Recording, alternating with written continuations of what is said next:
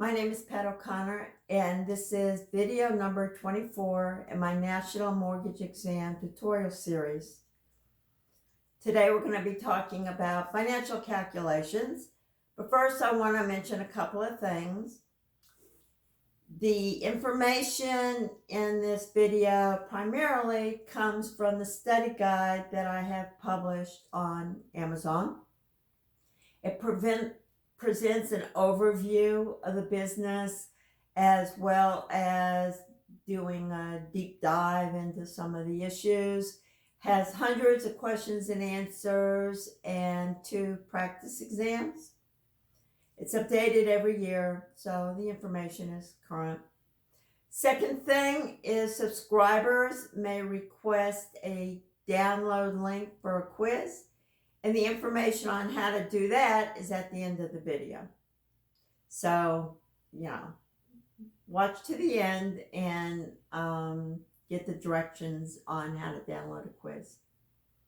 All right, so let's get started. Financial calculations. The first thing up is periodic interest. This is the monthly interest on a loan. So how do you calculate that? The first thing is you'll have an annual interest rate in a problem. And so you're going to want to subtract that by 12, divide that by 12 to get your monthly interest. And then it's going to be the monthly interest rate times the loan balance. And that will give you the monthly interest on your loan. So here's an example. You may want to listen to the problem and then pause the video and work it out before I tell you how to work it out. Up to you. Pause and go get a calculator, or if you're on your computer, pull it up on the screen. All right. So for a 4% interest rate on a $200,000 loan balance, you're going to divide the 4% by 12 to give you the monthly interest rate, and that will be 0.33% monthly. Now you're going to have to multiply 0.33% times the $200,000 loan balance, and that is $660 interest for that month. And then the balance of the payment would be to pay down the loan balance. So one thing that you might not be familiar with is how do you multiply by 0.33%? What you want to do is move the decimal point 2 positions to the left. And I guess on this video it would be reversed. So this way. So you're going to have to pad with 2 zeros because it's 0.33. You want to move the decimal point 2 positions to the left. So it will be 0.0033 times the 200,000. And that would give you 660. All right, so that's pretty easy. The next one, they can get tricky on an exam. So it's the monthly payments. We covered this in our previous video, but we're going to review it here. So PITI is your monthly payment: principal, interest, taxes, and insurance. So they may throw in things like an annual fee, and we're looking for monthly payments. So if they say annual property tax is such and such, you're going to divide that by 12. The problem may also have charges that aren't part of a PITI, like utility bills, something along those lines. So just because a problem mentions an item, it doesn't mean you have to use it in your calculations. That can get tricky. Okay, so for the one example, principal and interest, $1,500 a month. Annual property tax is $3,000. A monthly HOA fee is $120. And annual flood insurance is $800. And the water tax is $10 a month. What is the monthly mortgage payment? PITI is what we're looking for. So you're going to take your $1,500 principal and interest. You're going to take your annual property tax of $3,000 and divide that by 12. And that's 120. Oops, no, it's not. It's 250. You're going to add the 120 HOA fee. You're going to take the annual flood insurance of $800 and divide that by 12. And that's $66.67. And you are going to ignore the water tax. PITI means property taxes, not utility taxes. All right? So the total for that comes out to be $1,936.67. So the two tricks in here were annual, that you needed to divide by 12, and an unwanted, unneeded item. All right, down payments. You may say, oh, down payments are easy. Well, there's 3 different kinds of questions they can ask for down payments. So the end question is going to be, what is the down payment? So 3 scenarios: purchase price minus loan amount equals a down payment. Down payment percent times purchase price equals the down payment. So 3% times your $200,000 purchase price would give you your down payment. Or they could give you the LTV. The LTV is a financing percentage. So you want to have 100% minus LTV percent. That would give you your down payment percent. And you multiply that times the purchase price. All right, so don't let the LTV stuff throw you. So here's an example, and we're going to work out down payment all 3 ways. $200,000 purchase price, $180,000 loan, LTV equals 90%. So that means the down payment's going to be 10%. And so that's going to cover all 3 scenarios. Obviously, the question's not going to include all of that information, but that's everything related to this problem with 3 separate questions. All right, so first way, you have the purchase price, $200,000 minus $100,000 loan. That gives you $20,000 down payment. Tells you there's a 10% down payment. So 10% times 200,000 is 20,000 down payment. Next, they give you 90% LTV. So 100% minus 90% is your 10. And we're back to the previous solution. 10% times 200,000 gives you your $20,000 down payment. Another thing, if they give you the LTV, you could do the LTV and get the answer for that and then subtract that from the purchase price. And that would also give you the down payment. But I think it's easier, just do the LTV, convert that to the down payment LTV, to the down payment percentage. And yeah, because you can do that in your head, and then you'll kind of skip a calculation step. Okay, so we've talked about periodic interest, monthly payments, PITI, down payments. Now we're going to talk about ARM adjustments. There are 2 different numbers that the question may throw at you. It may say something like 5/1 arm. What does this mean? Or it could have three numbers. All right.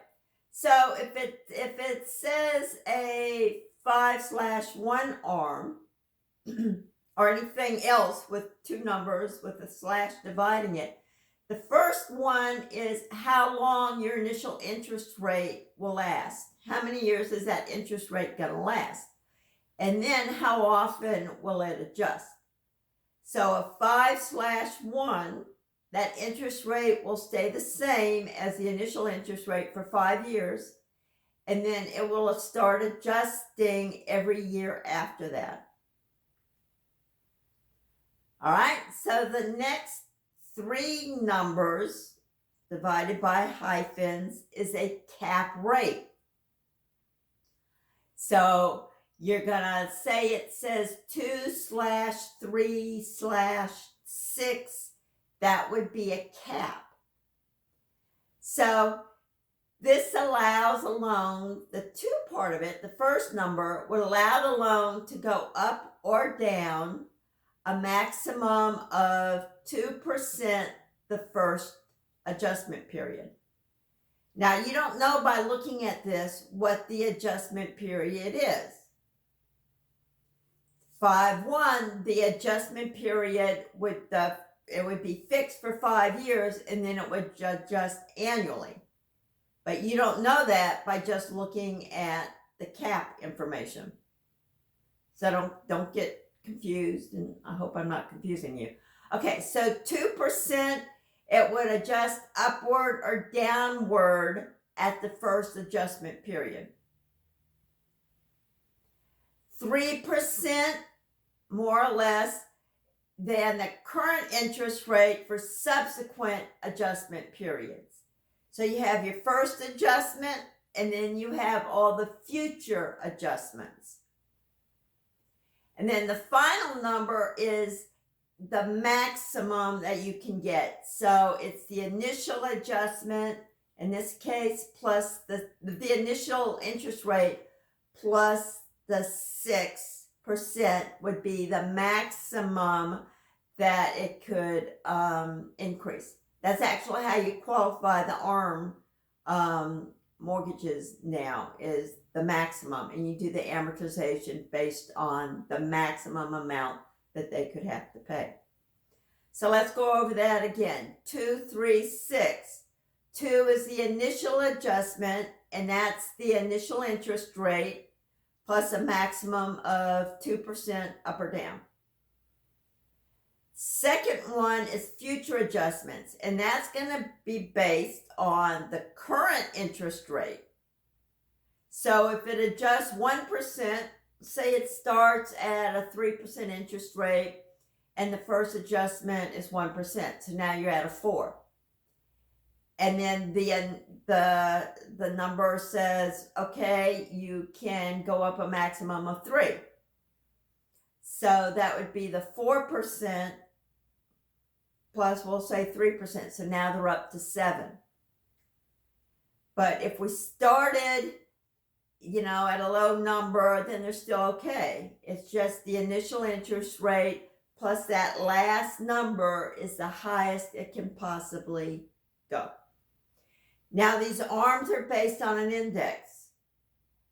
That index can go up or down. So it doesn't mean that the interest rate will always increase. But there is a floor. You're not going to go lower than the margin. That covers the lender's costs. So there's a floor, and then this would be the ceiling, right? That's the maximum. Okay. So here's your first example. If a 2/3/6 ARM has a starting interest rate of 5%, what is the highest it could possibly go? 2/3/6, it starts at 5%. The highest is that 5% starting plus the 6% lifetime increase. So the answer would be 11%. Second example. If a 236 ARM had a starting interest rate of 5%,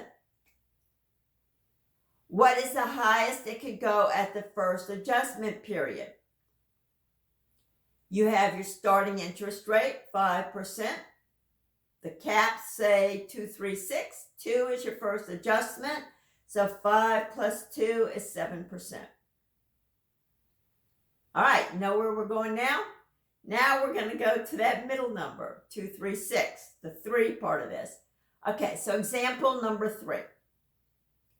If a 236 ARM had a starting interest rate, 5%, and we had an adjustment of 2%, so we're now up to 7%. So this builds on the problem before. So say we're in, year 4, 5, 6, and we have an interest rate of 7%. Our caps say 236. What is the interest rate now for this year, the highest it could go? We're at 7%. That middle number is 3%, so that would be 10%. Because you're still not higher than the cap. The cap would be 11%. So we're still below that cap. Now, it could be that the problem will be phrased in such a way that the numbers come out for one of these calculations, you are higher than the maximum allowable number, that last digit plus the starting interest rate. If that is the case, you take the starting interest rate plus that last digit, not necessarily the interest rate plus, the number in the problem. If it's too high, cut it down to the lifetime cap interest rate. So that's one of the tricks that can be thrown in here. So keep it in mind. Okay, loan origination fee. How would you as an LO calculate what your commission's going to be? When you sign up with a company, you may have an agreement to split your commission with the company. It could be anything. It could be we'll split it 50-50, or it could be any other way. So what you're going to have to do for a problem, it may say your agreement with the company is such and such, or it may not go into that detail. But let's say it does. The percentage on the closing statement for if it gives you a percentage for the loan origination fee, it's a percentage of the loan amount, not the purchase price. Okay, so just do the math. If they say 2 points, right, then each point is 1%. So if you have 2 points, that's 2% of the loan amount. Okay. So one of the more complicated things in closing is prepaid mortgage interest. So let me give you a little bit of an overview. First thing, when you get a mortgage, you're going to have a month before, a full calendar month before a payment is due. They need time to do the paperwork. They need escrow set up. They need this kind of stuff. So say you close February 15th. The first payment's not going to be due until April the 1st. They're not going to get out a payment statement to the borrower by March 1st. Unless there's some kind of super duper deal within a mortgage company where they're holding their own escrow and all of that kind of stuff, and they can turn it around quick enough. For purposes of the exam, in just your future business. February, anytime in February, it's going to be due 1st of April. Okay, anytime in January, it's going to be due 1st of March, right? I'm just not restricting this to February closings. All right, so what the borrower is going to be charged for at closing, you close in the middle of the month, you've got all of that money that's due, right, on the mortgage, because the mortgage is going to start the day of the closing. You're not going to get billed till the fall, till you skip a month, but you still, it's going to have to be paid that month that skipped, as well as the number of days left in the month is going to have to be skipped. Now, if you don't already know, if you look at amortization tables on the loans, the loan balance is paid off slowly. So when you first start, it's pretty much all interest that's paid. So that means that the lender's not going to worry about the loan amount that's due. It's negligible. So we're going to talk about interest in, hey Pat, why aren't they also paying down the loan? Why aren't they paying P&I? Because the P part of this just doesn't matter if you look at amortization tables. So they're only going to charge the borrower for the interest portion of this, and the interest portion for the first month.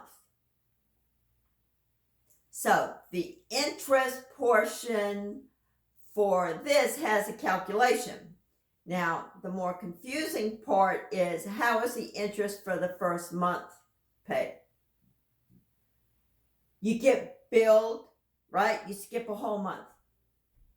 That borrower, the interest on the first payment will actually pay the interest for the skipped month. So when something is paid after it's due, we say it's paid in arrears. ARREARS. So for each month, the interest on that payment is actually being allocated to the previous month's interest. So what that means is, at the closing table, no matter when you close, unless it's the first of the month, I guess, the seller is going to have to pay mortgage interest because it hasn't been paid yet for that month, right? Because the mortgage payment on the first of the month paid in arrears. It goes to that previous month.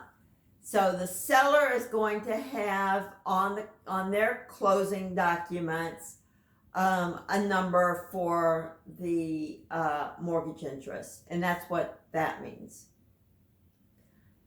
So because the borrower is going to be charged for per diem daily interest from the day of closing for the rest of the number of days in the month, a lot of your closings occur at the end of the month. So because then the borrower's closing costs are less. So just be prepared. First part of the month, you may not have any closings, and then the second part, it'll heat up. All right, so what are the calculations? The calculations for a prepaid mortgage are simple. First, you need to calculate the daily interest rate. Okay, so per diem. So we're going to take the interest rate on the loan and divide it by 365 days. That will give you the daily interest rate. Then we're going to use that daily interest rate times the loan amount. And that will give you your daily interest amount. Okay? So how much is due? You take that daily interest amount times the number of days left in the month, and you get the borrower's amount that's due. So if it's 10 days, it's the daily times 10. So an example, suppose there is a $300,000 home loan with an annual interest rate of 5%. There are 10 days left in the month. What is the prepaid interest? Let's go through the steps. You have 5% divided by 365 days. This gives you 0.014%. You calculate the daily interest rate amount, 0.014%, or as I previously said, move that decimal place 2 positions to the left, 0.00014 times 300,000 gives you $42.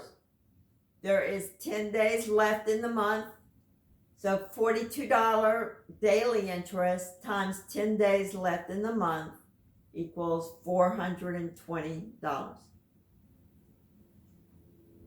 Okay, so those are the financial calculations. In the description of this video, all of those examples are worked out in this description. And to get the quizzes, you can go to my email, poconnorbroker@gmail.com. It's up here. And send a link. Include calculations in the subject line and your subscription in the body of the email. And I will send you the link to the download. It will download to your download folder on whatever device you have. It's probably not going to pop up and say downloading. Just look in whatever download folder you have, and you'll have a quiz. So I do recommend that, because there could be, 10% of the exam is math. It doesn't mean they're necessarily going to have 10 questions. But anyway, I hope this helps. Next week, we'll go into the ethics portion of the outline, and that is the last section on the outline. So I'm not sure yet how many videos that will take, but we're getting near the end. Okay, thank you. I will see you next Wednesday. Bye.